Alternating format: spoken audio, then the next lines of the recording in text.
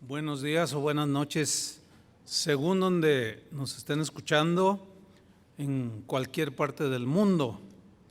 Estamos agradecidos con el Señor por su fidelidad, ¿verdad que sí? Hoy quiero compartir con ustedes un tema que tiene que ver absolutamente con todos nosotros, con todos los seres humanos, con todos nosotros. Lo he titulado Tu historia no ha terminado. Y vamos a tomar un texto que está en Juan capítulo 8, versículo 10, Juan 8, 10. Es una historia de Jesús cuando le llevaron a una mujer que la habían encontrado con las manos en la masa, como se dice.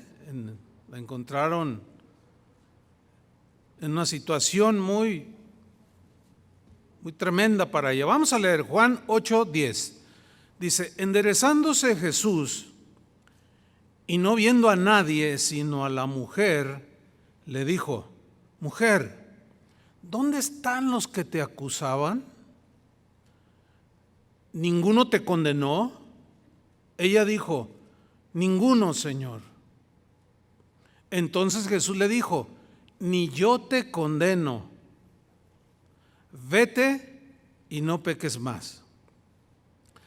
Una de las grandes verdades que no todos quieren aceptar es el hecho de que todos los seres humanos, incluyendo los cristianos, porque hay gente que piensa que a los cristianos no les pasa esto, pero todos estamos propensos a cometer errores. ¿Están de acuerdo con eso?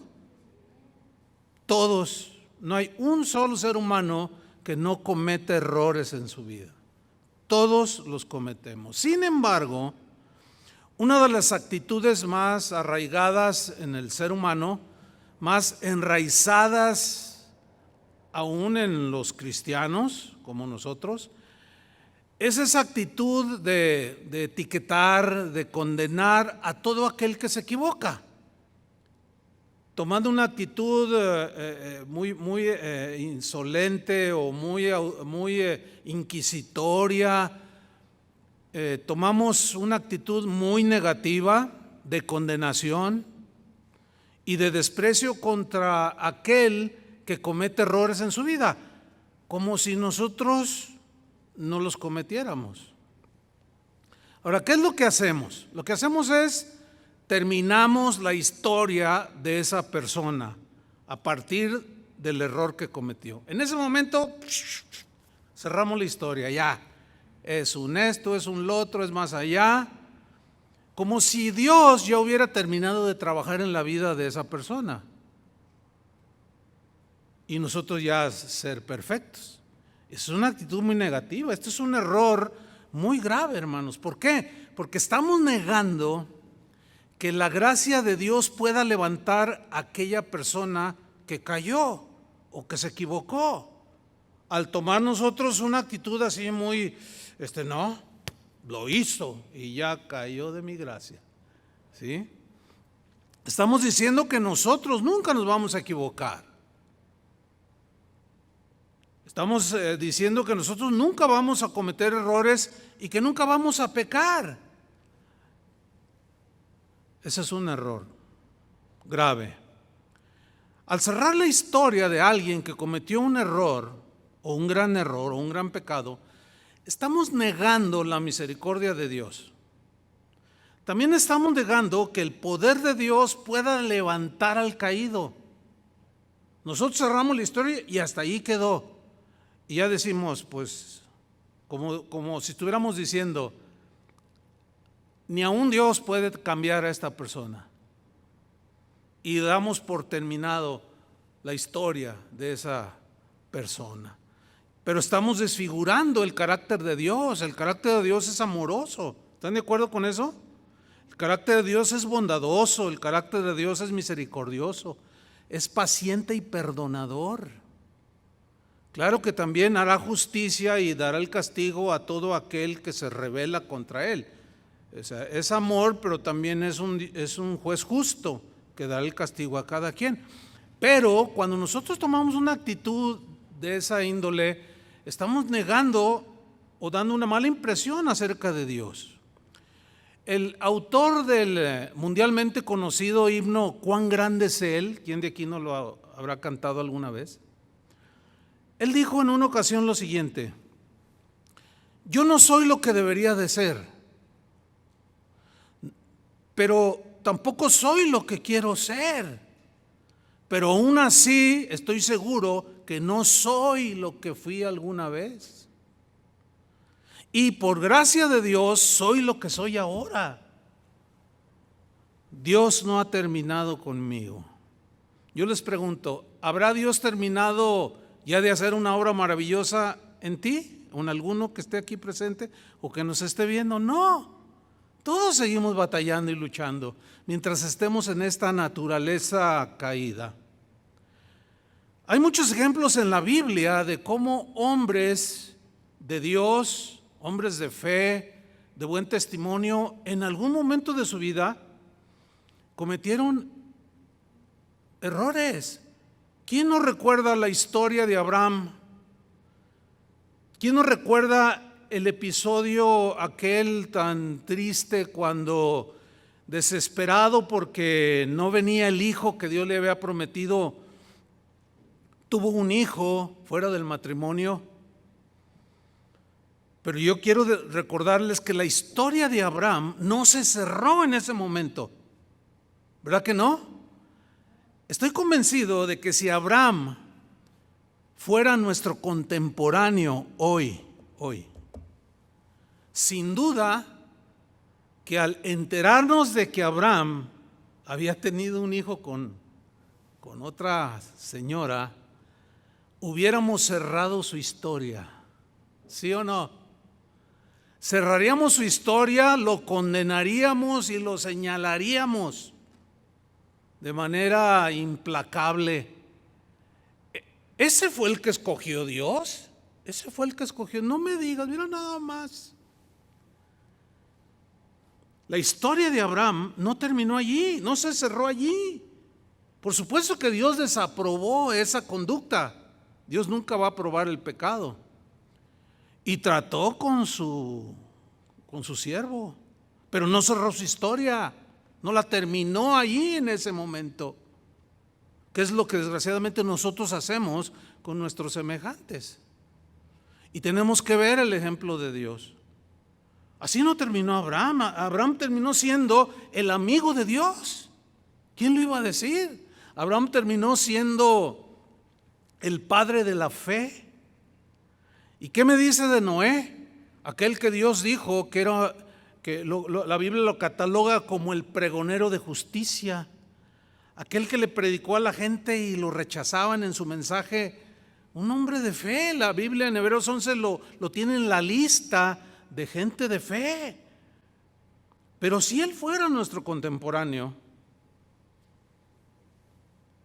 sin duda que lo etiquetaríamos, lo condenaríamos y cerraríamos su historia cuando nos enteráramos lo que él hizo. Después de que bajaron las aguas del diluvio, dice que plantó una viña y bebió del vino y se emborrachó y cometió actos bien vergonzosos. Cualquiera de nosotros hubiera cerrado la historia de Noé ahí, pero Dios no la cerró. ¿Por qué? Porque Dios conoce que somos propensos a fallar, que somos propensos a equivocarnos, y Dios no cerró su historia ahí. Pero muchos, si Él fuera nuestro contemporáneo, sin duda que muchos de nosotros cerraríamos su historia allí, en ese momento. Ya, no tiene remedio, este es un apóstata, este es un esto es un lo otro, hasta hijo del diablo lo catalogaríamos, como suele suceder. Pero ¿qué me dice del rey David? El hombre que fue conforme al corazón de Dios, el hombre que satisfacía el corazón de Dios por ser un hombre sincero, entregado, era un adorador de 24 quilates. Sin embargo, un día se equivocó y feamente. Tomó una mujer que no era de él. Y por si fuera poco, mandó al frente de batalla al marido para que muriera. No, este caso de David, realmente, si fuera nuestro contemporáneo, no, hombre, a lo mejor el primero que lo denunciaría sería yo. Ese es el rey David, ese es conforme al corazón de Dios, es un adúltero. Y es un asesino, ese no debería de llamarse cristiano y ponernos en una actitud muy inquisidora, muy acusativa, como si nosotros no cometiéramos errores o pecados. ¿Y qué me dice del apóstol Pedro? ¿Se acuerda cuando negó a Jesús? Tú estabas con él, tú eres uno del yo ni lo conozco, dijo.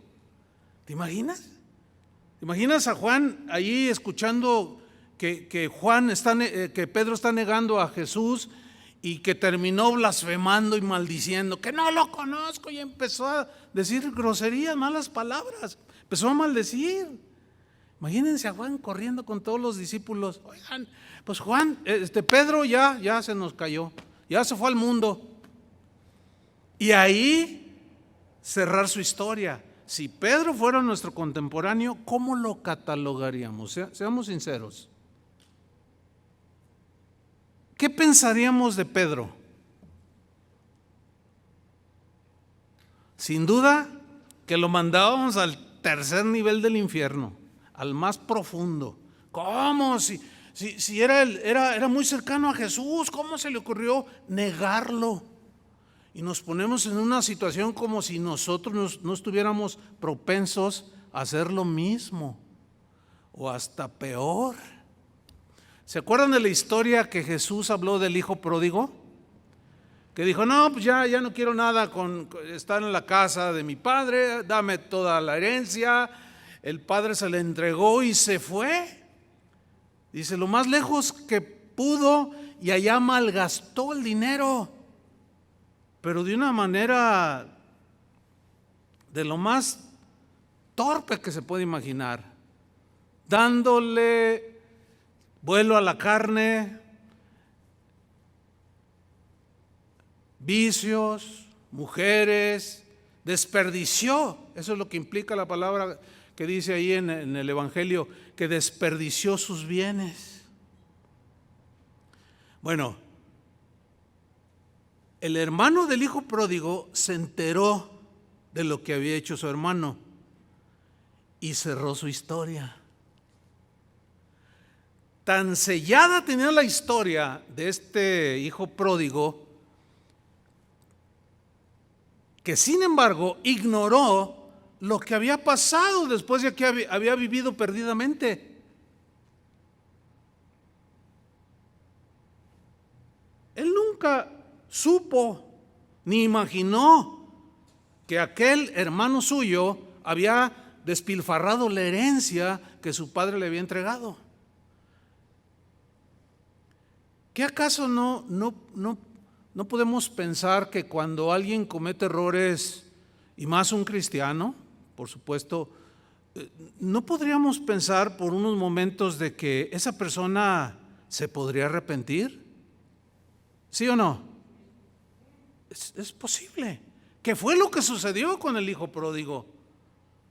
Porque cuando se vio en esa situación comenzó a reflexionar y dice la parábola de Jesús, y volviendo en sí, o sea, se arrepintió, recapacitó y dijo, ¿qué he hecho? ¿Qué mal hice? Pero voy a volver a la casa de mi padre y le diré, Padre, he pecado contra el cielo y contra ti, recíbeme una vez más. Y cuando se puso en pie y corrió a la casa paternal, su padre lo vio y lo abrazó, pero su hermano, que había cerrado la historia, fue y le reclamó a su papá, le dijo, ¿por qué lo recibes?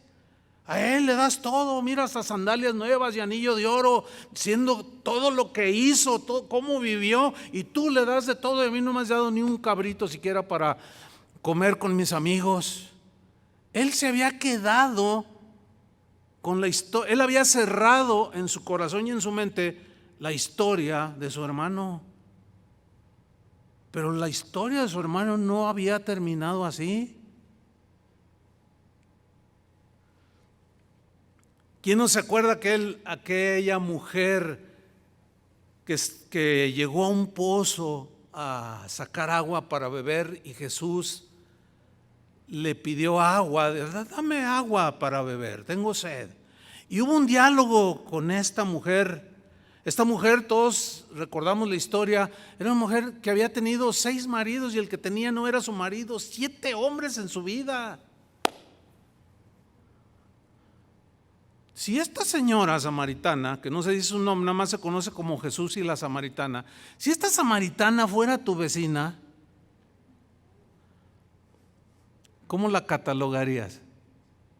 Ay, Dios mío, ¿dónde me metiste? Teniendo al lado esta mujerzuela, ya va sobre el 7º. Esa es una tendencia que tenemos los seres humanos y los cristianos no escapamos a esa tendencia que no es agradable delante de Dios. Porque al tener esa actitud, estamos diciendo que nosotros nunca vamos a hacer nada. Al tomar una actitud tan agresiva y tan condenatoria. Sin embargo, Jesús tenía una historia nueva para ella. Y esa mujer lo conoció y su historia no terminó como estaba en las mentes de muchos de sus conocidos. Para Jesús no era así.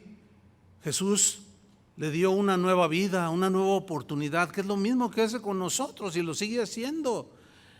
¿Cuántos recuerdan aquel caso de aquella mujer que narra el Evangelio, que dice que estaba Jesús en la casa de un fariseo y llegó de pronto una mujer que traía en sus manos un frasco de alabastro que era tipo como mármol, pero que contenía un perfume muy caro, y que esa mujer no llevaba una vida pues moralmente correcta, por decirlo de alguna manera, y cuando llega delante de Jesús rompe el alabastro y empieza y toma el perfume y empieza a ungir a Jesús con el perfume, y entre lágrimas y el perfume comenzó y con su cabello a restregarlo en los pies de Jesús, y los que estaban alrededor la conocían y ya habían cerrado la historia de esa mujer. Y algunos, más de uno, dijo dentro de sí: si este fuera profeta, sabría qué mujer es la que le está lavando los pies y le ha dado el perfume. Él sabría. O sea, como diciendo, él no es ningún profeta, él no sabe. Nosotros sí sabemos. Ellos ya habían cerrado la historia en la vida de esta mujer, pero Jesús no. Jesús estaba viendo el corazón.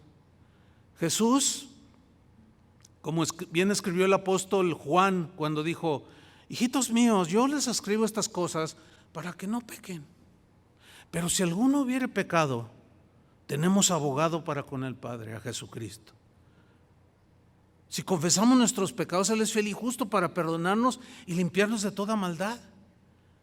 Y Él nos da otra oportunidad de continuar. El problema es cuando los que nos ven o a los que vemos que cometen pecado o que cometen errores graves, cerramos la historia ahí, cerramos el libro y firmamos perdido. Pero Jesús no es así. Jesús dijo: déjenla en paz. ¿Por qué la molestan a esta mujer?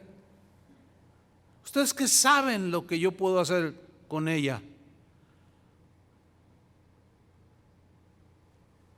Ella ha hecho esto y ha ungido me ha ungido para la sepultura. Pero lo que ella hizo fue un acto de adoración, de arrepentimiento, aunque muchos ya habían cerrado la historia de su vida. Jesús no. Pero vamos a ver la historia, toda la historia de los textos que leímos al principio. Es una historia que nos ilustra perfectamente de cómo el Señor no cierra nuestra historia cuando fallamos.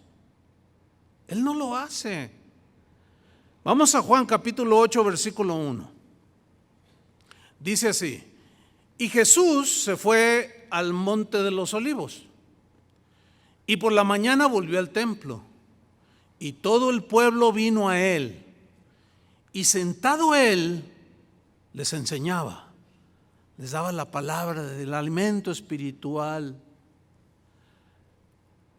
Versículo 3. Entonces los escribas y los fariseos, ¿quiénes eran? La mayoría de nosotros sabemos quiénes. Cuando leemos escribas y fariseos o publicanos, más o menos ya tenemos un entendimiento de qué tipo de personas eran. Los escribas y los fariseos eran los líderes religiosos que supuestamente deberían de guiar al pueblo elegido de Dios, al pueblo de Israel en los caminos de Dios. Ellos enseñaban la palabra de Dios, la interpretaban, lo que es el Antiguo Testamento, y le enseñaban al pueblo la palabra de Dios. Pero sus vidas, algo había pasado en el transcurso de los siglos, en el corazón de este linaje de escribas y fariseos. Se habían enorgullecido de tal manera que tenían actitudes terribles. ¿Se acuerdan de aquel fariseo que fue a orar al templo y que dijo: gracias te doy, Señor, porque no soy como todos los demás? Yo soy mejor, yo doy diezmos de todo, yo oro, yo hago, no soy como este publicano que está aquí junto a mí. O sea, con una actitud como si nunca fallaran. ¿Saben una cosa? A través de los años, yo he descubierto que casi todos, por no decir todos, llevamos un fariseo dentro, que en algún momento surge cuando tú estás caminando bien con el Señor, sientes su bondad, su misericordia, de cómo suple tus necesidades. Y bueno, es que yo sí le obedezco, es que yo sí doy, es que yo sí. Y cuando vemos que alguno falla, ya nomás, falló por esto, y empezamos a dar toda una, y hasta usamos versículos bíblicos. Bueno, estos escribas y fariseos de pronto llegaron delante de Jesús.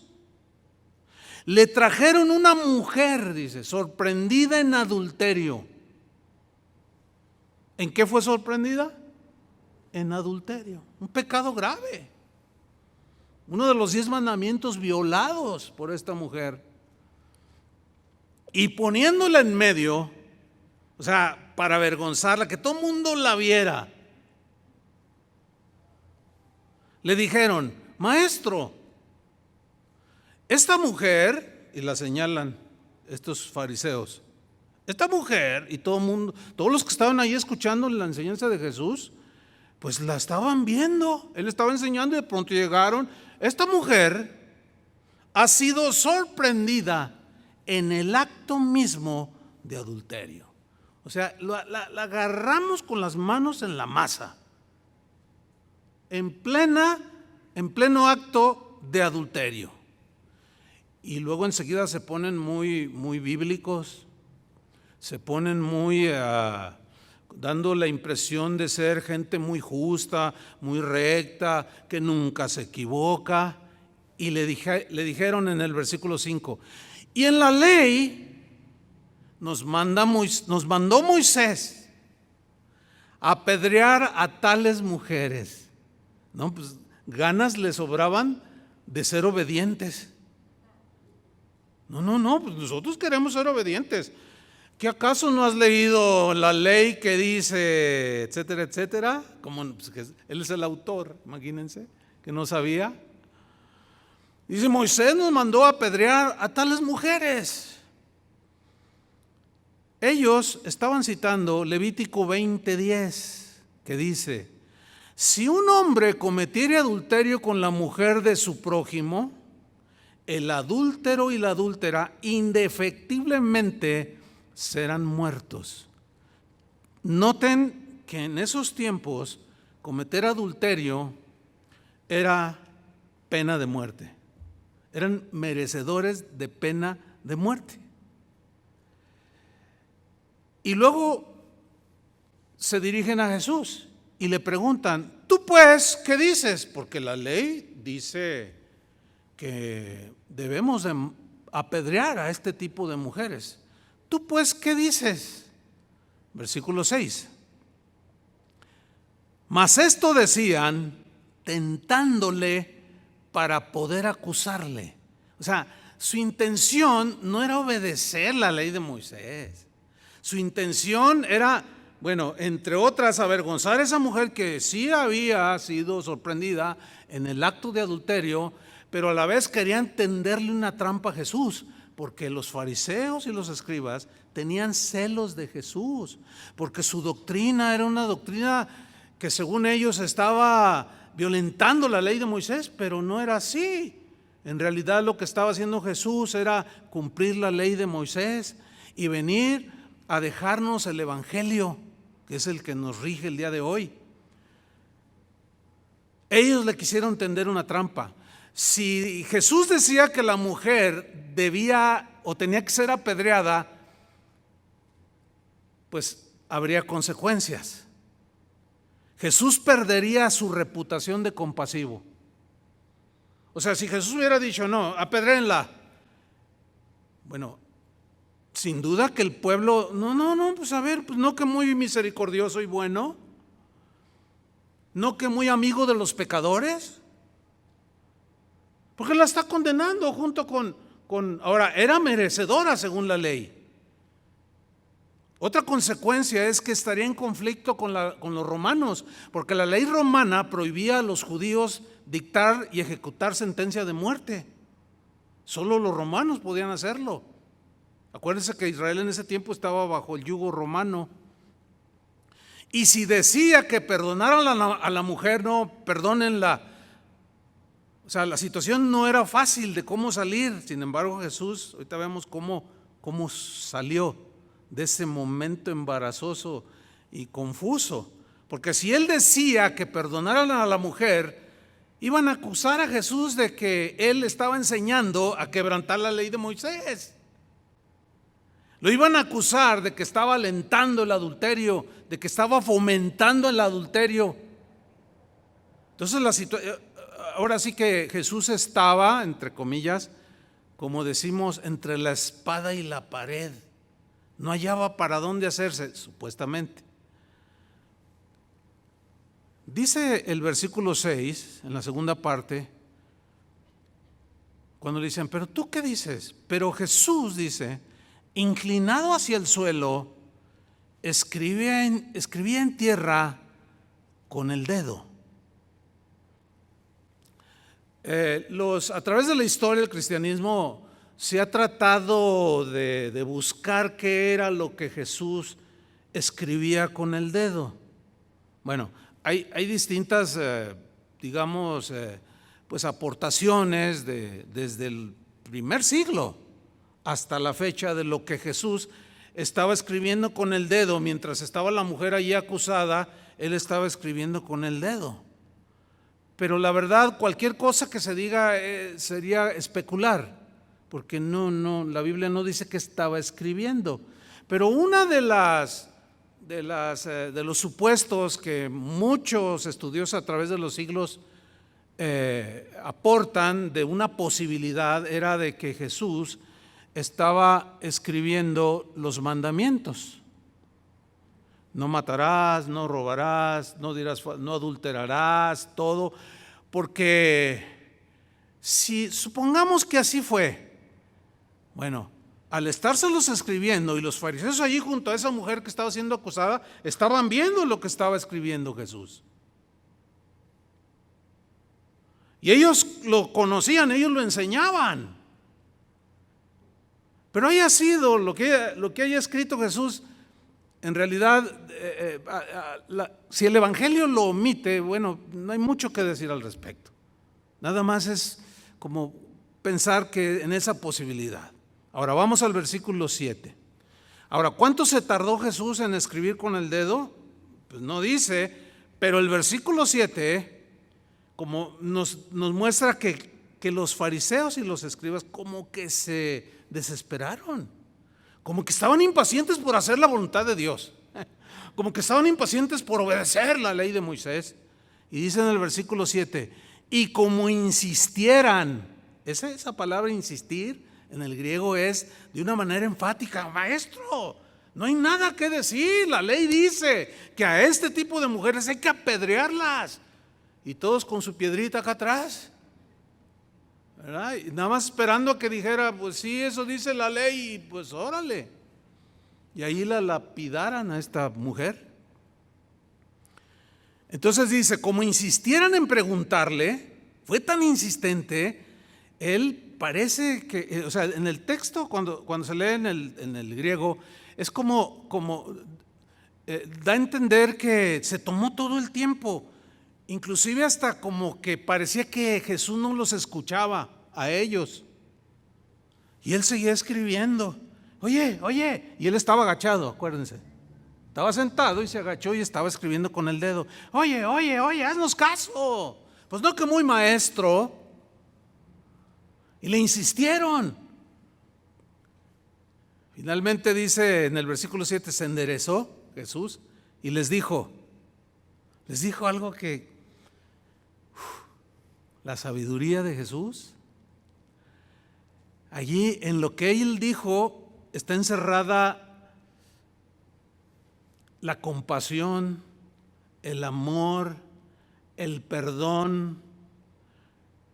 Está evidenciando la miseria de los acusadores que daban la impresión como que ellos nunca se equivocaban. Y con lo que les dijo Jesús, bastó pocas palabras. Les respondió, el que de vosotros esté sin pecado, sea el primero en arrojar la piedra contra ella. Como si les hubiera dicho, está bien, apedréenla, pero el que de vosotros esté sin pecado, el que nunca haya cometido ningún error, ningún pecado, a ver, empiece, tírele la primera piedra. Ahora, aquí hay algo interesante que yo quiero mencionar. La frase sin pecado, el que de vosotros esté sin pecado, síganme con atención. La frase sin pecado, la palabra griega que se traduce por sin pecado, o la frase, no significa sin pecado cometido. No, porque todos hemos pecado, todos habían pecado, sino significa sin deseo pecaminoso. En otras palabras, como diciéndole, sí, la pueden apedrear, pero solo si nunca ninguno de ustedes ha deseado cometer el mismo pecado que ella. En el Sermón del Monte, Jesús habló del adulterio, ¿se acuerdan? ¿Habéis oído no cometerás adulterio? Pero yo os digo, aquel que mira a una mujer incluye viceversa, es lo mismo. La ve para codiciarla, y ahí la palabra clave es codiciar en el corazón. Dice, os digo que ya cometió adulterio en su corazón. O sea, elevó el estándar. Entonces lo que Jesús aquí les está diciendo es, ninguno de ustedes ha pasado por su mente hacer algo así. No me digan. ninguno de ustedes ha tenido un deseo pecaminoso, cuando menos. Ellos sin duda que es muy probable que habían escuchado el sermón de la montaña, donde les enseñó lo antes mencionado. De pronto se hace un silencio impresionante y lentamente los acusadores fueron desapareciendo de la escena. Y en el versículo 8, e inclinándose de nuevo hacia el suelo, siguió escribiendo en tierra. O sea, le dice, ok, apedréenla, pero espérenme. El que de vosotros, si alguno de ustedes nunca ha tenido un pensamiento de ese tipo, ella la llevó a cabo, pero citando el sermón del monte, si ninguno de ustedes ha tenido un pensamiento no solo de tipo de inmoralidad sexual, sino de otro tipo de pensamiento, pues el primero, arrójenle la piedra, vamos, empieza el primero. Y él se inclina, dice el versículo 8, y sigue escribiendo en tierra. No matarás, qué sé yo, ¿sí? Y miren la reacción, en el versículo 9 dice, pero ellos al oír esto, miren la frase que viene, acusados por su conciencia. Alguien dijo que la conciencia es el único juez al que no puedes sobornar. O sea, podemos poner una apariencia externa, disimular, pero adentro sabemos, porque la conciencia nos acusa. Por ahí tengo una enseñanza, en su momento se las compartiré, acerca de la conciencia, de cómo funciona, por qué Dios la puso ahí, cómo es que ahora nosotros los cristianos está más latente que nunca la conciencia. Está viva la conciencia. En algunos está ya de tanto pecado, está cauterizada, ya no sienten nada, pero eso será otro tema. Entonces su conciencia los empezó a acusar. ¿Te acuerdas cuando tú le dijiste a tu vecina de enfrente esto? ¿Te acuerdas cuando tú pensaste ¿te acuerdas? Y la conciencia ahí empezó a acusarlos. Y se sintieron desnudados completamente. Se sintieron evidenciados. Dice que acusados por su conciencia salían uno a uno, comenzando desde los más viejos hasta los postreros, o sea, de los más viejos a los jóvenes. ¿Por qué desde los más viejos? Eran los más cargados de pecados, más años, más pecados acumulados. Y además de que se creían la crema innata de la religión, no, pues ellos se sentían súper dignos y ellos eran impecables. Pero cuando las palabras de Jesús penetraron, ahí la importancia de predicar el evangelio, porque la palabra de Dios tiene el poder de penetrar lo profundo del corazón y saca a la luz, dice, los pensamientos oscuros que hay y las intenciones del corazón. Por eso que es que la palabra de Dios es viva y eficaz. Y la palabra penetró en los corazones de estos que estaban juzgando de manera inquisitoria, condenatoria, despiadada a una mujer que la encontraron sí en un pecado que ellos habían cometido, a lo mejor de obra, y si no de obra, en pensamiento. Y quedó solo Jesús, dice, y la mujer que estaba en medio. Todos se habían ido. ¿Cuántos se fueron? Todos los que lo acusaban. Dice el versículo 10, enderezándose Jesús, dice, y no viendo a nadie, sino a la mujer, le dijo, mujer, ¿dónde están los que te acusaban? ¿Dónde están los que te acusaban? ¿Ninguno te condenó? Ella dijo, ninguno. Yo imagino que el corazón de la mujer estaba así, latiendo al doble de lo normal. Ninguno. Se fueron. Se han ido, Señor, no hay uno. Entonces Jesús le dijo, mira lo que le dijo. Es impresionante. Le dijo, ni yo te condeno. Ni yo te condeno. Ahora, aquí es donde algunos tropiezan al no leer con seriedad la palabra de Dios.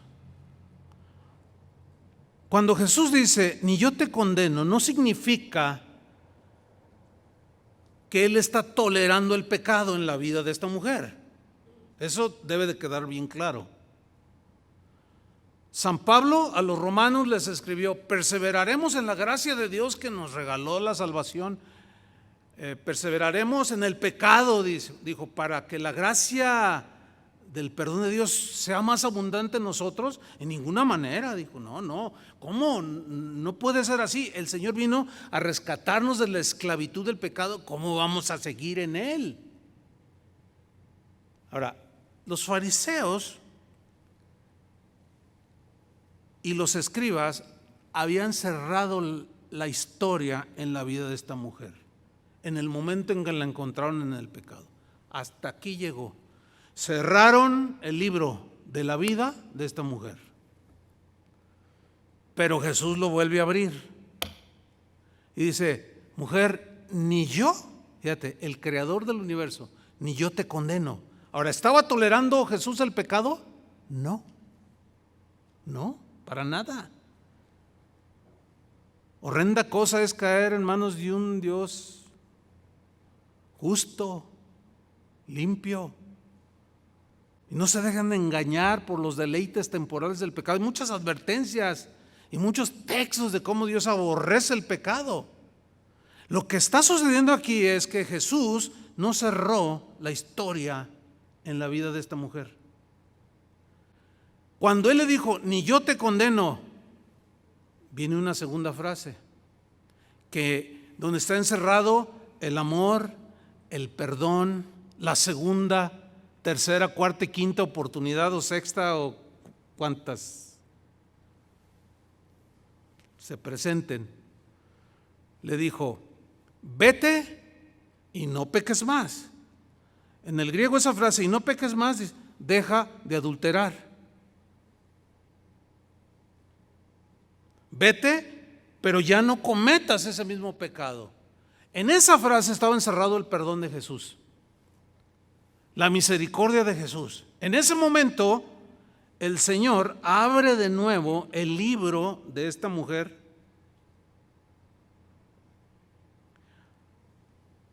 para escribir nuevas páginas en él.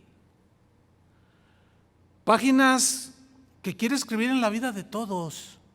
Por eso no debemos de cerrar el libro de nadie. Páginas donde se pueda ver la paciencia del Señor en tu vida, la misericordia, la bondad, los milagros, todo lo que Dios es trabajando en tu corazón, porque todavía no termina con nosotros, ¿verdad que no? Entonces, si Dios no ha terminado conmigo, tampoco contigo. Y si no ha terminado contigo, tampoco ha terminado conmigo. Con nadie ha terminado. Seguimos en las manos del alfarero. Seguimos siendo el barro. Ahora, ¿por qué Jesús no cerró la historia en la vida de esta mujer que había pecado? Un pecado grave. ¿Por qué? Porque Él no vino a condenar al mundo. ¿No vino a qué?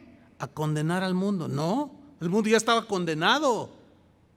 Todos nosotros vivíamos en la condenación. Porque Él no vino a condenar al mundo, sino para que el mundo fuera salvo por Él. Juan 3:17. ¿Por qué no cerró la historia en la vida de esta mujer que había pecado? Lucas 19:10. Porque Él vino a buscar y a salvar lo que se había perdido. Esta mujer estaba perdida. Nosotros estábamos perdidos. Hay mucha gente perdida que vive en las inmundicias del pecado. Nos rescató. ¿Cuántos le dan gracias a Dios por eso? Si bien, como decía el autor del himno, cuán grande es Él, no soy lo que debería de ser, tampoco soy lo que yo quiero ser, pero lo que sí estoy seguro es que no soy el mismo de ayer, palabras más, palabras menos. ¿Ha habido cambios en mi vida? Claro que sí, pero me volví a equivocar. Pero no cierra la historia de mi vida, porque Dios no la ha cerrado. Y eso es lo que ese es el mensaje para nosotros hoy. Él no vino a buscar y a salvar, Él vino, a buscar y a salvar lo que se había perdido. Hay un texto en Mateo 12, versículo 7, que habla de la misión de Jesús al venir a salvar este mundo, a todos los pecadores, a los aborrecibles y a los... Mateo 12, 17, lo voy a leer en la versión Palabra de Dios para Todos. Dice Mateo 12, 17, hablando de Jesús, cuando Él se manifestó, Mateo dice, cita a Isaías y dice, esto fue para que se cumpliera lo dicho por el profeta Isaías. Este es mi siervo, o sea, refiriéndose a Jesús, a quien he escogido, mi amado, en quien estoy muy complacido. Sobre él pondré mi espíritu y proclamará justicia a las naciones. Ahora fíjate, vamos al versículo 20. Dice, este mi siervo, vean la frase, no acabará de romper la caña quebrada.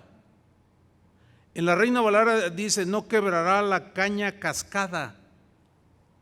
O sea, ¿qué significa no acabará de romper la caña quebrada? O sea, usaban la caña para hacer flautas, construcciones, servía para muchas cosas. Entonces, cuando ellos iban a recolectar cañas, no era la caña que nosotros conocemos para comer, no, eran los carrizos, vamos, ¿no? Entonces, si encontraban un carrizo, pues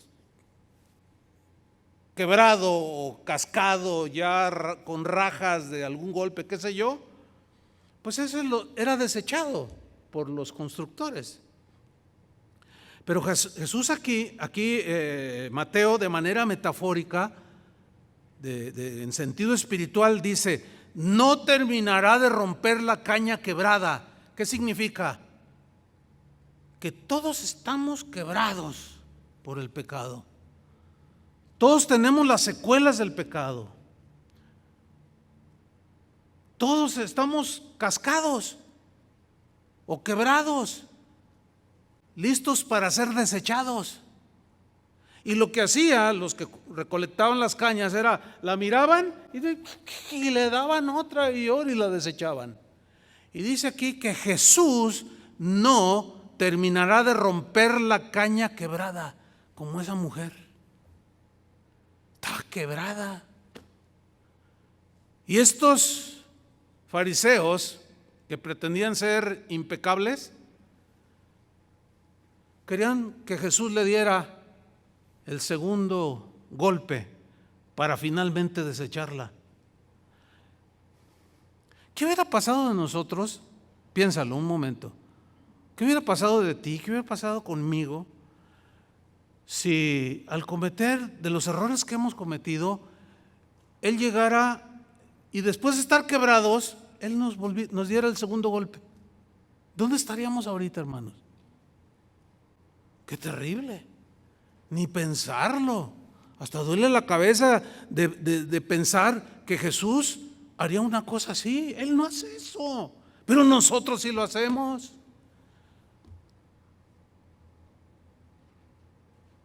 Lo cual deberíamos de reconsiderar.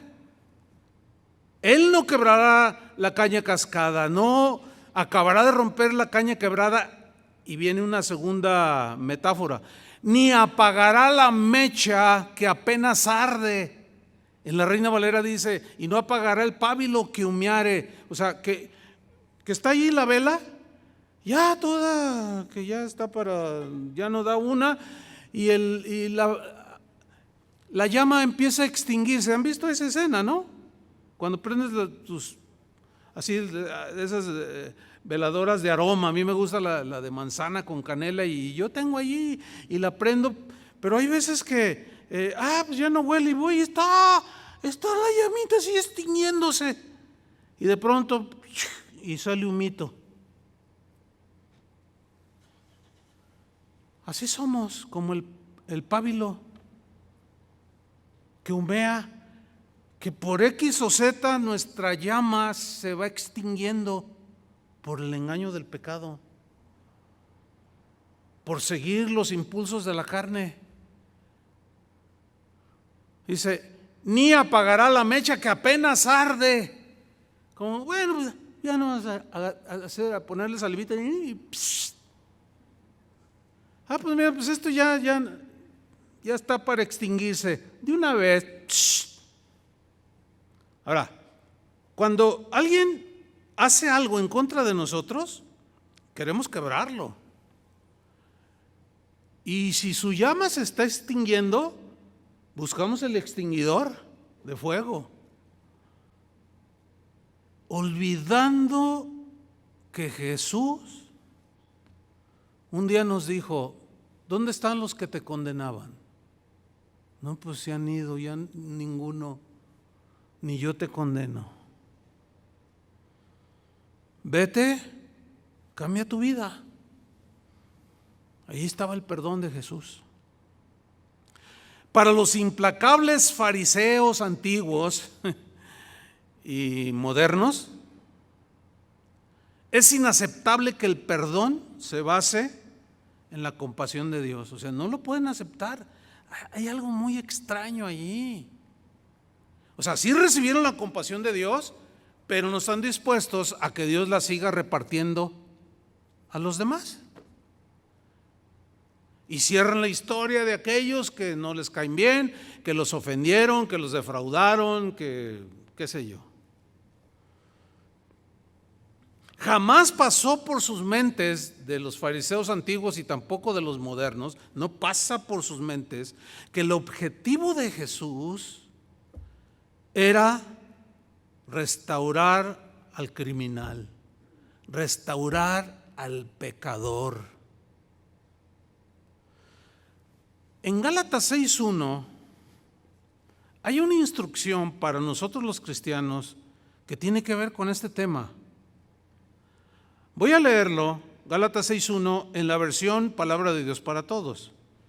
Dice así: hermanos, noten que está hablando en la comunidad cristiana. Hermanos, fíjate cómo dice esta versión. Es posible que alguno de ustedes caiga en la trampa del pecado. Ustedes que son guiados por el Espíritu, ¿se acuerdan cuáles son los frutos del Espíritu? Gozo, paz, amor, paz, benignidad, bondad, mansedumbre. Esos son los frutos del Espíritu. Retomo, hermanos, si es posible que alguno de ustedes caigan en la trampa del pecado, ustedes, en la Reina Valera dice, los que son espirituales, los que son guiados por el Espíritu de Dios, los que tienen frutos del Espíritu de Dios, bondad, misericordia, paz, etcétera, dice, acérquense a Él. ¿A quién? Al que cayó. Acérquense a Él y ayúdenle a corregir su error. Nada que ver con cerrar la historia de su vida. Acérquense y ayúdenle a corregir su error. Pero, dice Pablo, y esta versión lo traduce así, pero háganlo con humildad. Y luego dice algo tremendo, pues ustedes también pueden caer en la tentación. En la Reina Valera dice, pero háganlo con mansedumbre, que es un fruto del Espíritu. Considerándote a ti mismo, dice, no sea que tú también caigas en lo mismo del hermano que fue sorprendido en esa falta. En otras palabras, fíjate, vamos a hacerle una aplicación. Tú estás ahí en el trabajo y uno de tus compañeros vuelve de esos que te atacan, y de pronto lo agarran en una situación, lo despiden del trabajo, tú no debes de alegrarte. No debes de alegrarte. Y menos si es tu hermano en Cristo. ¿Qué es lo común que sucede en una situación así, como el ejemplo que acabo de poner? Todo el mundo lo señalan. Y luego, si quiere tomar otro empleo, pues en el otro empleo le piden una carta de recomendación. Y el dueño de la empresa donde fraudeó cierra la historia de la vida de esta persona y dice: no, pues es un ladrón, es un fraudulento, es mentiroso, es aprovechado, llega borracho, o sea, de todo. Y se le cierran las puertas a aquel. Ahora, Pablo, yo quiero enfatizar esto, está hablando de lo que sucede entre nosotros, los cristianos, hermanos. Si alguno fuera encontrado en alguna falta, los que son espirituales, restaurarle, dice en la Reina Valera. Aquí dice: acérquense a él y ayúdenle a corregir su error, pero háganlo con humildad, o sea, con mansedumbre, con bondad, con misericordia, pues ustedes también pueden caer en la tentación. Entonces, cuando vemos que alguien hace algo, no debemos de cerrar el libro de su vida y ayudarle a restaurarse. Ayudarle, no a condenarle, sino ayudarle a restaurarse con un espíritu de mansedumbre. No, es porque que no sé qué, es la última. Uy, espérame, no, ese no es la actitud correcta. Porque al decir, es la última, imagínate que Dios te dijera lo mismo, sabiendo que es imposible que no sigamos cometiendo errores. Los vamos a seguir cometiendo. ¿Están conscientes de eso? Entonces, cuando nos ponemos así, pero ahora sí, ya. Nada más acuérdate que con la vara que mides serás medido. Así dijo Jesús. Dice: no, ayúdenle. De ahí la enseñanza de Jesús acerca de no juzgar y hacernos jueces y condenar a los demás, tomando el papel que le corresponde a Dios. Dios es el único capacitado para tomar el papel de juez y dictar la sentencia final, no nosotros. Nosotros no estamos autorizados a dar la sentencia final para la persona. No debemos de cerrar el libro. Vamos a leer Mateo 7, versículo 1 al 5. No juzguéis para que no seáis juzgados, porque con el juicio con que juzgáis seréis juzgados, y con la medida con que medís os será medido. ¿Y por qué miras la paja que está en el ojo de tu hermano y no echas de ver la viga que está en tu propio ojo? ¿O cómo dirás a tu hermano: déjame sacar la paja de tu ojo, y he aquí la viga en el ojo tuyo? Hipócrita. Esas son palabras de Jesús. Hipócrita. Saca primero la viga de tu propio ojo, y entonces verás bien para sacar la paja del ojo de tu hermano. Ahora, vamos a explicar brevemente estos versículos. El versículo 1 de no juzguéis para que no seáis juzgados ha sido mal entendido por muchos y por mucho tiempo. Se ha malinterpretado este versículo porque se saca del contexto, que es el contexto lo que viene antes y después del texto. Se saca del contexto y obviamente al sacarlo se le da otro significado erróneo. Algunos entienden este pasaje algo así como: ¿ves que aquel hizo algo? Tú no digas nada, tú no juzgues, tú no condenes, deja el asunto en las manos de Dios. Oye, pero la Biblia nos dice que lo ayudemos. No, tú no te metas, ni digas nada. Y este versículo lo usan muchos de los que abusan. Mucha gente que abusa, por ejemplo, hay líderes espirituales, pastores, que abusan de las ovejas, pero de una manera aterradora, diría yo. Y si alguno por ahí, oiga, pastor, es que eso, no juzguéis. O sea, lo malinterpretan, lo sacan del contexto. ¿Se referirá a eso? Es lo que vamos a responder en esta mañana.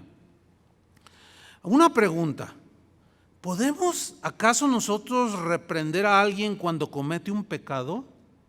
¿Podemos nosotros reprender, llamar la atención a alguien que ha cometido errores, pero esta reprensión lleva la intención de que corrija su camino? ¿Podemos hacerlo o no podemos hacerlo? A ver, díganlo. Claro. Santiago, hay muchos textos, voy a citar nada más un par de ellos. Santiago 5:19. Hermanos en Cristo, en la versión lenguaje sencillo, hermanos en Cristo, si alguno de ustedes deja de confiar en la verdad que ha aprendido, o sea, si alguno se está desviando del evangelio y otro le devuelve la confianza, o sea, lo vuelve al camino, dice la Reina Valera, dice el versículo 20, quiero que sepan esto, que quien hace que un pecador deje de pecar, salva de la muerte al pecador y logra que Dios le perdone sus muchos pecados. Aquí es donde muchos no entienden y juzgan mal. Por ejemplo, cuando yo he dado enseñanzas de tipo pastoral, alertando de los falsos maestros, de los falsos profetas que están metidos en las iglesias, que enseñan herejías, prácticas que no son cristianas, etcétera, etcétera, y uno habla de esos errores, de esas herejías, de esas prácticas, algunos toman el versículo, no, porque me lo han dicho, o bueno, no se animan a decírmelo cara a cara, siempre me mandan recaditos, y a veces me lo dejan allí en la ofrenda, en lugar de ofrendar, me dejan un recado. No, pues dejen la ofrenda y el recado, pues en vivo, aquí estoy, no me voy, y aguanto la vara. Pero no juzgue para que no sea juzgado. Bueno, pues es que si nos quedamos ahí en el versículo ese, pues sí dice lo que están diciendo ellos. Entonces, ¿podremos acaso llamarle la atención al que ha cometido un pecado? Sí. Y ese es otro sentido de la palabra juzgar. O sea, tenemos que juzgar las acciones, lo que se hizo, lo que se piensa, lo que se dice. Y juzgar en ese sentido no es la condenación, que solo Dios tiene la autoridad para hacerlo, sino se juzga. Lo que dice es como cuando dice Pablo a los Corintios que los que dan profecía en lenguas espirituales, dice 1 o 2, a lo más 3, y los demás ¿qué? Juzguen. Entonces, juzgar no siempre es condenación, sino es discernir también. Pero aquí se agarra así, de esa manera. No juzguen para que no seáis juzgados. Y se saca del contexto y se hace entender otra cosa. Porque si estos textos enseñaran eso, entonces ¿cómo aplicar la disciplina en la iglesia? ¿Cómo? No se puede. Tiene que haber un consenso.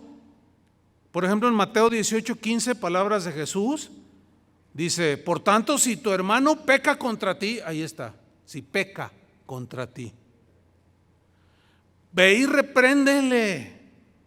O sea, reprender aquí no es regañar ni condenar, no, es tratar de que vuelva en sí, como el hijo pródigo, de que reconozca que lo que hizo no es correcto. Dice, ve y repréndele estando tú y él solos. Entonces, aquí si alguien peca contra mí, dice algo, la Biblia me autoriza para ir con él, pero con espíritu de mansedumbre. considerándome a mí mismo, no sea que yo también haga lo mismo o caiga en la misma debilidad, en la misma situación por la debilidad del ser humano. Tengo que, oye hermano, pues mira, tú dijiste esto, hiciste esto, pero yo quiero recordar, mira, tienes una mala apreciación de las cosas. Tú juzgaste mal porque tenías la mitad de la información, etcétera, etcétera. Entonces cuando dice, ve y repréndele estando tú y él solos, o sea, trata de hacerlo volver en sí. Ahora, ¿se está juzgando a la persona? No. Dice, si te oyere, o sea, si él recapacita y dice, sí, fallé, perdóname. ¿Qué debemos de hacer si nos pide perdón la persona? ¿Qué debemos hacer? Perdonar. Porque si no, ya me colmaste, ya fue la última gota que derramó el agua del vaso. Ya no hay más perdón de mi parte. Imagínate que Dios te dijera eso. ¿Cuántas veces perdonará a mi hermano que peque contra mí, Señor? ¿Hasta 7? No, ¿cuál 7? Hasta 70 veces 7. Ahora, ¿significa que la persona se le va a tolerar siempre el pecado? No, es que hay que saber distinguir. Dios rechaza el pecado. Y si Él lo rechaza, nosotros debemos de rechazarlo. Pero la persona no se le desecha, se le trata de reconvenir y que vuelva al camino de Dios y que reflexione y reconozca. Ahora, si la persona se niega, dice el 18, mas si no te oyere, toma aún contigo 1 o 2, para que en boca de 2 o 3 testigos conste toda palabra. O sea que con testigos, oye, tú le hiciste esto, ¿qué pasó, hermano? Mira, necesitas rectificar, es que te pasaste. La verdad es que no debiste de haberle dicho eso, o haberle mentido, o qué sé yo. Bueno, generalmente la oveja del Señor, y todos somos ovejas aquí, quiero pensar que todos somos ovejas, recapacitamos rápido, la gran mayoría. Son raros los casos de gente que se pone de plano así, bien dura, pero sí los hay, pero gracias a Dios no son los más, no son los muchos. Y dice el 17, y si no los oyere a ellos, dilo a la iglesia. Y si no oyera a la iglesia, tenle por gentil y publicano. Fíjate, ¿hasta cuándo? Ahora sí, bueno, adiós, que te vaya bien. ¿No quieres nada con el Señor? ¿No estás dispuesto a corregir? Bueno, ya no puedes formar parte de la comunidad cristiana. Ahora, eso es juzgar, hermanos.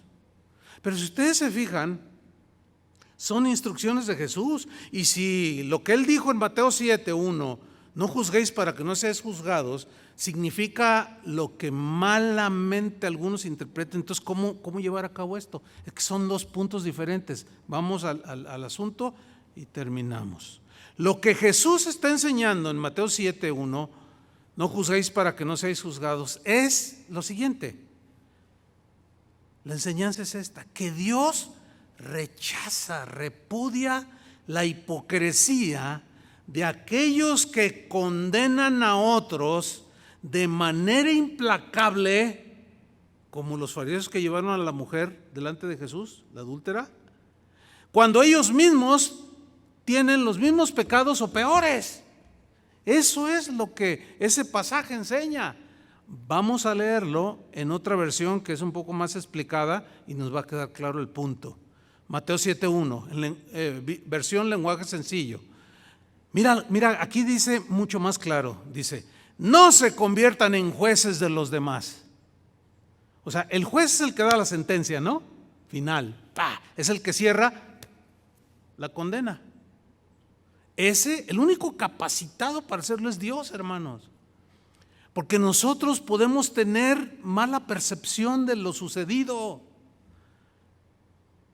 Y generalmente vemos y aumentamos o distorsionamos lo que aquel nos hizo y somos implacables. Pero con lo que nosotros hacemos somos muy tolerantes y queremos que los demás aguanten la vara. Está mal, no debería de ser así. Necesitamos madurar, necesitamos crecer. Dice pues esta versión, no se conviertan en jueces de los demás y así Dios no los juzgará a ustedes. Si son muy duros para juzgar a otras personas, Dios será igualmente duro con ustedes. Él los tratará como ustedes traten a los demás. ¿Están entendiendo, cristianos? ¿Sí o no? Díganlo porque me interesa que entiendan. Dice versículo 3: ¿por qué te fijas en lo malo que hacen otros y no te das cuenta de las muchas cosas malas que haces tú?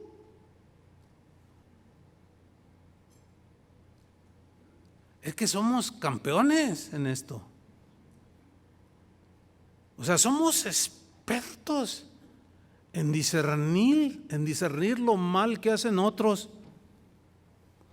Pero yo creo que ustedes se han dado cuenta de cristianos o gente que nunca acepta que se equivocan. ¿Los conocen? ¿Los han oído? ¿Han hablado con ellos? Es increíble. No, tú tienes la culpa. O sea, tú nunca tienes, no, tú siempre eres la culpa. ¿Yo qué? Yo siempre bien. Tú dices, no puede ser. Estos de plano son cínicos. Quizás su conciencia hasta esté ya cauterizada, quién sabe. ¿Por qué te fijas en lo malo que hacen otros y no te das cuenta de las muchas cosas malas que haces tú? Y sigue diciendo Jesús, es como si te fijaras que en el ojo del otro hay una basurita y no te dieras cuenta que en tu ojo hay una rama. Versículo 4, mira, ¿cómo te atreves? Así esta versión. ¿Cómo te atreves a decirle a otro, déjame sacarte la basurita que tienes en el ojo, si tú tienes una rama en el tuyo? O sea, ¿cómo te atreves? Jesús dice, hipócrita, primero saca la rama que tienes en tu ojo y así podrás ver bien para sacar la basurita que está en el ojo del otro. Déjame explicárselo con brevedad. Lo que el Señor está diciendo aquí es, mira, te pones en una actitud así muy, así como los fariseos. La ley dice que a estas mujeres hay que apedrearlas. Nos ponemos en una actitud de más santo que tú, de yo nunca me equivoco, porque veo que te estás equivocando. Entonces tomo una actitud así, ¿cómo que dice malas palabras? No lo puedo creer.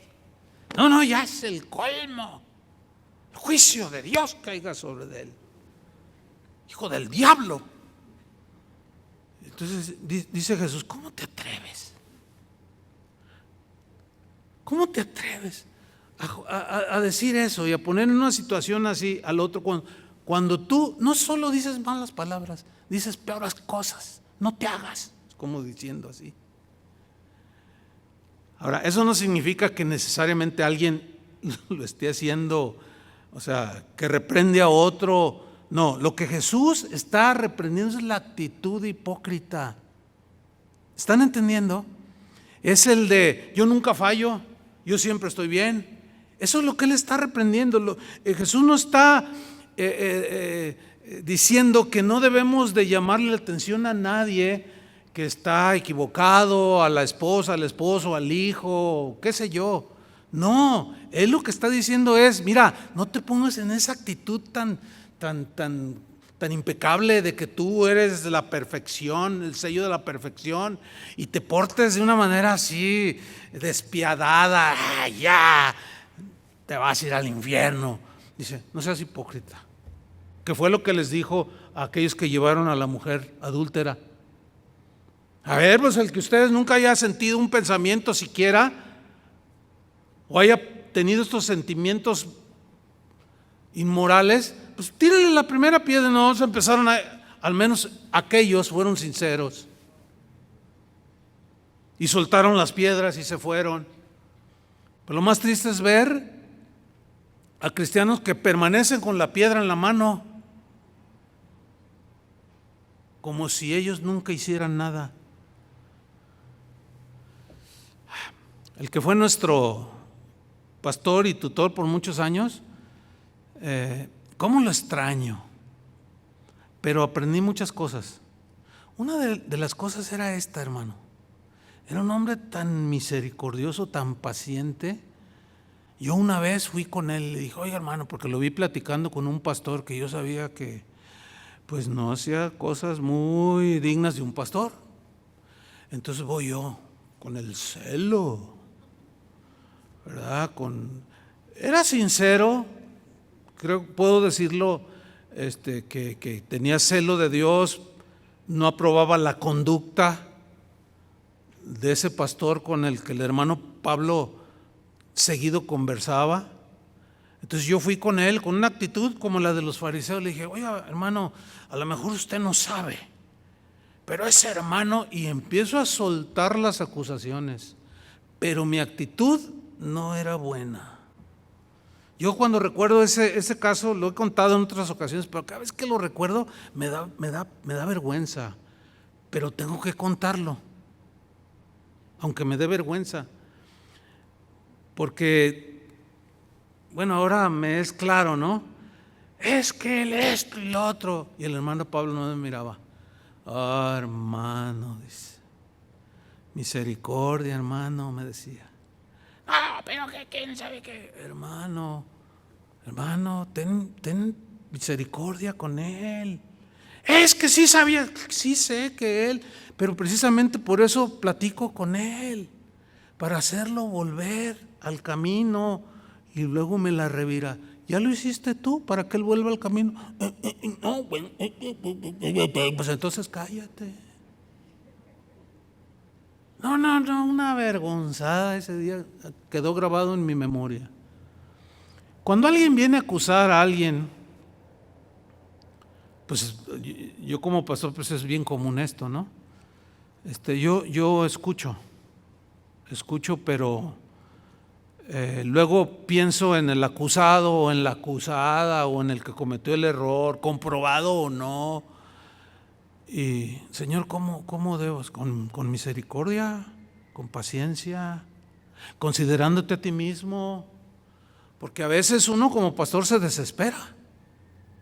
Lo mismo que se puede desesperar un esposo o un padre o un hijo con sus padres y juzgar a sus padres de manera así, no, es que ya. Entonces tomo tiempo. A veces me mandan correos. No todos los puedo contestar porque son un montón y es bien difícil. No puedo cumplir respondiendo con todos, pero a veces lo que tenga que contestar lo pienso a veces hasta una semana. Porque a veces son cuestionamientos o agresiones. Generalmente las agresiones no las contesto, ¿no?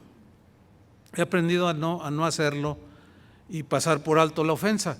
Pero hay cosas que sí es necesario responder, cuestionamientos o qué sé yo, pero a través de los años seguimos aprendiendo a no tomar una decisión así precipitada, llevada por ese celo, como el de David, cuando toma a Betsabé, que no era su esposa, y manda a matar al marido, y pasa un año y llega el profeta Natán y le dice, oye rey, fíjate que un hombre rico allá le llegó visitas, y es un hombre rico con mucho ganado, pero ¿qué crees que hizo rey David? ¿Qué hizo el hombre? Pues fíjate que en lugar de tomar uno de sus corderos y prepararlo para que comiera el hospedado, fue y le quitó una ovejita a un hombre, a uno que tenía poquitas ovejas, para prepararse y dárselo al hospedado. Y que se enciende David. ¿Cómo dice? El que hizo tal debe morir. Fíjate qué increíble. El que hizo tal debe morir. Y Natán, bueno, dice la Biblia que Natán lo miró y le dijo, pues eres tú, refiriéndose que había tomado una oveja, una mujer que no era de él. Fíjate cómo él lo que hizo, pero cuando otro hizo, ¡ah! ¿Se fija? Eso está en todos, hermanos. Es terrible. Es algo que porque debemos de luchar continuamente en contra de ese fariseo. Ahora, ¿significa que debemos de tolerar los pecados? No, podemos hablar, como ya lo hemos mencionado, y no debemos de caer en la hipocresía, hermanos. Debemos ser pacientes y como Sergio en su predicación en la mañana decía, no debemos de decir cosas que, mejor agarra una aguja y un hilo y cósete la boca, decía. Bueno, alguien dirá, ay, qué extremoso. Bueno, Jesús dijo, si tu mano te das ocasión de córtatela. Entonces está igual el ejemplo, ¿no? O sea, no digas nada. Aguanta. No juzgues así de condenación. Domínate. Mejor date la media vuelta o enciérrate o salte, qué sé yo. Y no te pongas en esa actitud. Y luego ya que te serenas, dices, ¿cómo debo de hacerlo, Señor? Pues como si tú fueras el infractor. ¿Cómo quisieras que lo hicieran contigo? No, pues con paciencia, con amor, con bondad, con misericordia. Pues así hazlo tú, corrígelo así. Conclusión: cuando veas que alguien cae en pecado, no cierres su historia. No la cierres. Acuérdate que Dios es poderoso para levantar al caído. Acuérdate que su gracia no se ha agotado ni para el que cayó, el otro, ni para ti, porque un día la vas a necesitar, un día la voy a necesitar. Porque cuando tú cometas errores o caigas en pecados, el Señor, tenlo por seguro, no va a cerrar tu historia. Algunos la cerrarán, pero Él la abrirá. Es posible que cuando tú te equivoques, cuando cometas errores o caigas en la tentación, es probable que algunos que están a tu alrededor cierren tu historia y te condenen, como los fariseos lo hicieron. Pero el Señor te dice esta mañana, tu historia no ha terminado. Tu historia no ha terminado. Sé que hay algunos heridos por el pecado, otros están débiles, su fe está flaqueando por la situación y como que estás cometiendo errores, estás diciendo cosas y a lo mejor algunos te dicen, ¿qué? ¿Estás perdiendo? Y te empiezan a regañar y te empiezan a ofender. Y ¿qué pasa? Entonces, ¿dónde está? Que un cristiano nunca debe. Si tú vas a exhortar a alguien, hazlo siempre con mansedumbre, sin ponerte en el lugar de un fariseo. Porque tu historia no ha terminado, pero tampoco ha terminado la historia del que tienes junto a ti. ¿Cuántos le dan un aplauso al Señor? Esa es la bondad del Señor. Gracias, Señor. Sigamos adelante, hermanos, corriendo con paciencia. El fruto número 1 mencionado por Pablo acerca del Espíritu en el creyente es el amor. Y ese es el fruto idóneo, el primero, porque de ahí se derivan los demás. Y podremos llegar hasta el final, hermanos. Es un tema que lo considero que va a ayudar mucho a nuestra vida cristiana. En las relaciones personales, en las relaciones, por ejemplo, yo con mi familia, con mis hijos, con mi esposa conmigo, mis hijos, relación de pastores. La Biblia dice que hay algunos difíciles de soportar y es verdad. Pero cuando yo me acuerdo de este principio, que yo lo fui masticando por años. Es la primera vez que lo comparto así como un tema. Pero sí me ha ayudado, créanmelo, sí me ha ayudado. Y le doy gracias a Dios. Y esto es lo que el Espíritu Santo tiene para nosotros. Porque no hay otra manera de seguir adelante, sino soportándonos con paciencia los unos a los otros, en amor. Amén. Pónganse de pie. Señor, te damos gracias por tu palabra. Gracias, Señor, porque tú nos cerraste la historia en la vida de Abraham, en la de Noé, sus graves errores que cometieron. Tú siempre diste otras oportunidades, como lo hiciste con Jacob, con el mismo Noé, con el rey David ni se diga, con Salomón, con tantos hombres y mujeres que tenían un corazón recto hacia ti, pero seguían en la debilidad humana de cometer errores, y algunos fueron implacables, algunos tenían un celo, pero era un celo fariseo. No había misericordia, no había bondad, no había paciencia. Y ese no es el Espíritu de Cristo. El Espíritu de Cristo es: ni yo te condeno. No está en nosotros hacer condenaciones. Podemos señalar para tratar de corregir los errores, pero nunca ponerse en la actitud condenatoria y mandando al infierno a medio mundo. Ese es un espíritu fariseo que también debemos de desarraigar de nuestros corazones, Señor. Ayúdanos. Solo tu gracia nos puede sostener, solo tu gracia nos puede capacitar para desarrollar esta virtud que era tu virtud, Señor Jesús, de buscar salvar al que se había perdido, de corregir, de que el pecador rectificara. Esto no significa que toleramos el pecado dentro de la iglesia o en nosotros mismos. No debemos de confundir. Tenemos que juzgar con justo juicio, con equidad, con amor, siempre buscando la restauración, siempre buscando el levantar al caído. Ayúdanos, Señor, a cumplir tu plan y tu propósito. En el nombre de Jesús, gracias porque no has terminado con nosotros. Gracias, Señor, por no haber cerrado la historia de nuestra vida en el último error que cometimos, en el último pecado que cometimos. Y quizás algunos lo cerraron y nos etiquetaron o etiquetamos a otros. Y ya cayeron de nuestra gracia, pero de la tuya no hemos caído, Señor. Tampoco nos has etiquetado, nos das una oportunidad como se la diste a Pedro, después de haber vivido semejante situación. En el nombre de Jesús, Padre, derrama tu gracia cada día sobre nuestras vidas y nuestros seres queridos y los que nos rodean, y con aquellos que tengamos contacto, Señor.